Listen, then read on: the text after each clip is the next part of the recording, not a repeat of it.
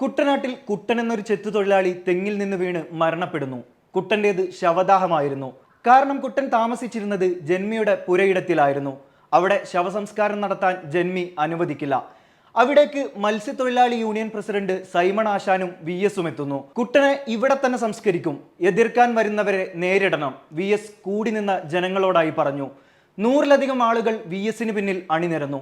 ശവസംസ്കാരം അവിടെ തന്നെ നടന്നു. ആരിറക്കി വിടാൻ വന്നാലും ഇവിടെ വീട്ടിൽ നിന്ന് ഇറങ്ങരുത്, കുട്ടന്റെ കുടുംബത്തോടായി വി എസ് ഇങ്ങനെ പറഞ്ഞു. ശേഷം 12 സഖാക്കളെ വീടിന് കാവൽ നിർത്തിയാണ് വി എസ് അവിടെ നിന്നിറങ്ങിയത്. തിരിച്ചു പോകുമ്പോൾ വി എസ് സൈമൺ ആശാനോട് ചെത്തുതൊഴിലാളികൾക്ക് ഒരു സംഘടന വേണമെന്ന് പറഞ്ഞു. അങ്ങനെയാണ് അമ്പലപ്പുഴ താലൂക്കിൽ ആദ്യമായി ചെത്തുതൊഴിലാളി യൂണിയൻ ഉണ്ടാകുന്നത്. വി എസ് സെക്രട്ടറി, സൈമൺ ആശാൻ പ്രസിഡന്റ്. 2001 വരെ വി എസ് അമ്പലപ്പുഴ താലൂക്കിലെ ചെത്തുതൊഴിലാളി യൂണിയന്റെ അധ്യക്ഷനായിരുന്നു.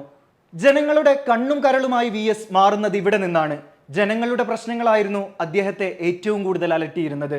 ജനങ്ങൾക്ക് വേണ്ടി ജീവിക്കാനാണ് എനിക്കിഷ്ടം, സഖാവേ എന്ന വിളി കേട്ടാൽ എൻ്റെ വയറും മനസ്സും നിറയും, വി എസ് പറയുന്നത് ഇങ്ങനെയാണ്. ആലപ്പുഴയിലെ പുന്നപ്രയിൽ ശങ്കരന്റെയും അക്കമ്മയുടെയും മകനായി 1923 ഒക്ടോബർ 20 ജനനം. കുട്ടിക്കാലം മുതൽ തുടങ്ങിയ പോരാട്ട ജീവിതം.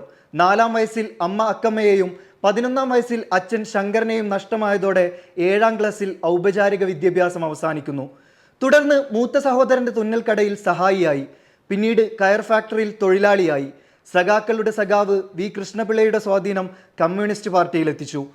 കുട്ടനാട്ടിലെ കർഷക തൊഴിലാളികളെ സംഘടിപ്പിച്ചു തുടക്കം. 17-ാം വയസ്സിൽ പാർട്ടി അംഗം. തൊഴിലാളി വർഗത്തിന്റെ ജ്വലിക്കുന്ന ഏടായ പുന്നപ്ര വയലാർ സമരത്തിന്റെ മുന്നണിയിൽ വി എസ് അച്യുതാനന്ദൻ നിന്നു. കൊടിയ പോലീസ് മർദ്ദനങ്ങൾ ഏറ്റുവാങ്ങി. 1980 മുതൽ 92 വരെ 12 വർഷക്കാലം CPIM-ന്റെ സംസ്ഥാന സെക്രട്ടറി. കണിച്ചതയ്ക്കൊരു പകരം വാക്കുണ്ടെങ്കിൽ അത് പാർട്ടി സെക്രട്ടറി വി എസ് സഖാവ് എന്നായി മാറി. പാർട്ടി ജയിക്കുമ്പോൾ വി എസ് തോൽക്കുകയും വി എസ് ജയിക്കുമ്പോൾ പാർട്ടി തോൽക്കുകയും ചെയ്യുന്ന വൈരുദ്ധ്യത്തിന്റെ കാലവുമുണ്ടായി വി എസിന്റെ രാഷ്ട്രീയ ജീവിതത്തിൽ. പ്രതിപക്ഷ നേതാവായിരുന്ന കാലത്ത് വി എസിന്റെ ജനകീയ നേതാവിലേക്കുള്ള പരകായ പ്രവേശമായിരുന്നു. 83-ാം വയസ്സിൽ കേരള മുഖ്യമന്ത്രിയായി. നീട്ടിയും കുറുക്കിയുമുള്ള പ്രസംഗത്തിന്റെ അഭാവം പാർട്ടിയും കേരളവും 2016 മുതൽ അറിഞ്ഞു തുടങ്ങിയതാണ്. വി എസ് ഒരു ജ്വലിക്കുന്ന ഓർമ്മയാണ്. അദ്ദേഹത്തിന്റെ ജീവിതം പാവപ്പെട്ട ജനങ്ങൾക്ക് വേണ്ടിയായിരുന്നു, തൊഴിലാളികൾക്ക് വേണ്ടിയായിരുന്നു. കാലം മായ്ക്കാത്ത ഏടായി വി എസ് ജനഹൃദയങ്ങളിൽ നിലകൊള്ളുക തന്നെ ചെയ്യും. കാരണം കേരളം വി എസിനെ ഓർമ്മിക്കുന്നത് ഇന്നലകളിലെ പോരാട്ടങ്ങളിലൂടെയാണ്.